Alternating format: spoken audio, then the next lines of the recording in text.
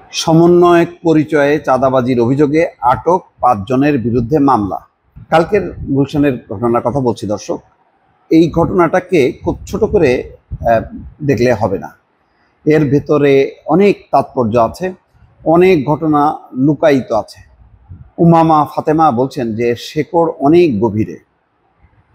দেখেন, আজকে সমন্বয়ক পরিচয়ে যারা আসলো, যারা জুলাই গণঅভ্যুত্থানের নেতৃত্ব দিল, তারা আজকে থানায় এসে দেখেন তাদের হাতে হাত করা, পাশাপাশি বসে আছে তরুণ, ৫ জন তরুণ।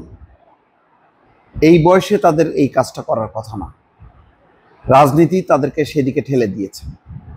আজকে সেই কারণে তাদের হাতে হাত করা, এই যে একটা ধ্বংসাত্মক পরিস্থিতি তৈরি হলো, জুলাই অভ্যুত্থানে ছাত্ররা নেতৃত্ব দিয়ে সেই নেতৃত্বের বলে দল করতে গেল, এটাকে প্রাতিষ্ঠানিক রূপ দিতে যে আরেকটা নতুন একটা অপকর্ম, আরেকটা নতুন চাঁদাবাজি, আর একটা নতুন অপকর্মের একটা প্ল্যাটফর্ম তৈরি হয়ে গেল।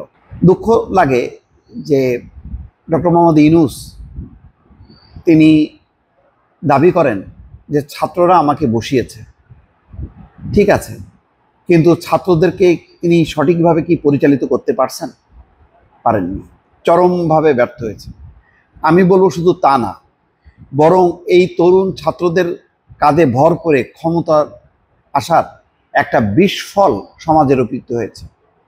আজকে ১০০ জন, আমি চ্যালেঞ্জ দিয়ে বললাম, ১০০ জন লোককে, সাধারণ মানুষকে ডেকে জিজ্ঞাসা করা হোক, এই ছাত্রদের জুলাই অভ্যুত্থানের পর এখন যেই সমন্বয়ক ছাত্র, তাদের কোনো ভাবমূর্তি আছে কিনা? একেবারে আমি মনে করি ১০০-র মধ্যে আমি ১০০ ভোট পাবো। ১০০ জনের মধ্যে প্রত্যেকেই বলবে যে না, এটা চরম একটা পরিণতি হয়েছে, খারাপ পরিণতি, ভালো পরিণতি হয়নি।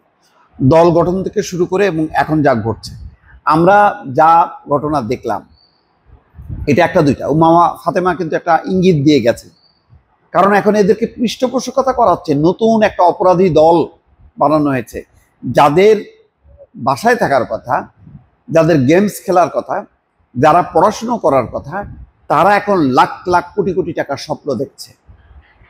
কোন দিকে আমরা তরুণদেরকে, ছাত্রদেরকে, শিক্ষার্থীদেরকে ধাবিত করলাম?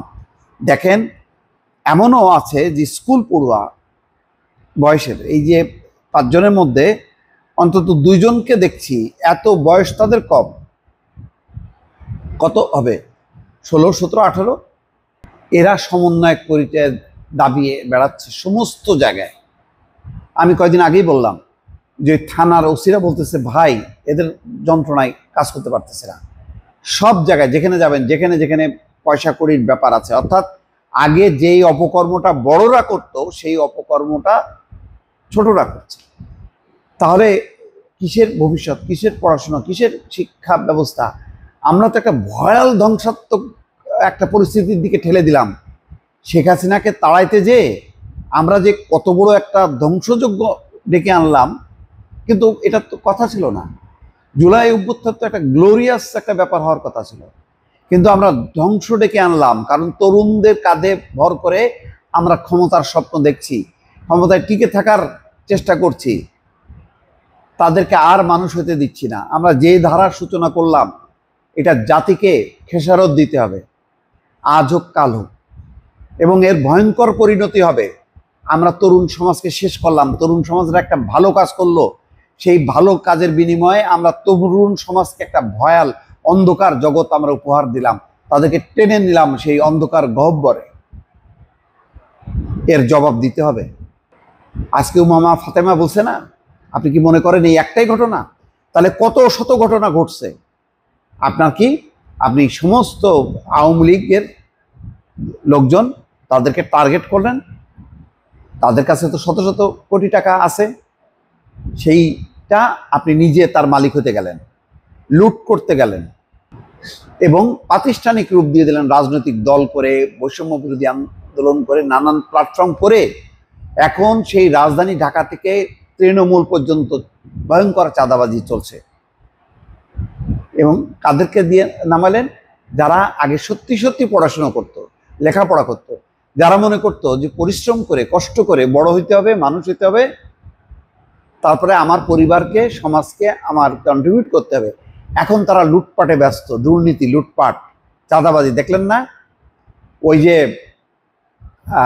কিছুদিন আগে যখন নাকি ওই 32 নম্বর ভাঙা হলো, একযোগে 35টা জেলায় ধ্বংসযজ্ঞ চললো। এর মধ্য দিয়ে একটা শক্তি, এই শক্তিকে ব্যবহার করা হলো। ব্যবসায়ীকে বলতেছে টাকা দে, নতুবা তুই ব্যবসা করতে পারবি না, কল কারখানা বন্ধ করে দেবো, টাকা দে। এইভাবে কত শত কোটি টাকা আদায় করা হলো। কিভাবে আদায় করা হলো এই ব্যাপারে কারো কোনো মাথা ব্যথা আছে? কোনো তদন্ত আছে? ইউনূস সরকার কি ভাবতেছে? ইউনূস সরকার এখন মনে করতেছে নির্বাচন বানচালের জন্য ফ্যাসিবাদী শক্তি ধ্বংসযজ্ঞ চালাচ্ছে। কিন্তু যেই ধ্বংসযজ্ঞ চলতেছে ভেতরে ভেতরে সকল রাজনৈতিক দল জড়াই গেছে, কেউ সাধু না। কিন্তু দুঃখ হয় যে একটা নতুন একটা উপাদান, যে আমরা ছাত্রদেরকে নষ্ট করে ফেললাম। আমার কষ্টটা সেখানে, কষ্টটা সেখানে যাদের হাতে বই খাতা দরকার, এখন তাদের হাতে থাকে পিস্তল, তাদের হাতে থাকে চাপাতি। তারা দলবদ্ধ হয়ে যাচ্ছে। ওই প্রভাবশালী লোক, ওই গণ্যমান্য ব্যক্তির লোক, আওয়ামী লীগের দোসর, এই কথা বলে সমানে চাঁদাবাজি চলতেছে। একেবারে বাংলাদেশের সর্বত্র একটা ভয়াল থাবা বিস্তার করছে। নিয়ন্ত্রণ করার কেউ নেই, কেউ আমরা কথা বলতেছে না, সব চুপ করে আছে। এর খেসারত দিতে হবে। আওয়ামী লীগের পরিবর্তে আমরা একটা ভালো রাজনৈতিক শাসন চাইছিলাম। দুঃখজনক, সেই জায়গায় বোধহয় আমরা আর পৌঁছাইতে পারবো না। খোদা হাফেজ, ভালো থাকবেন।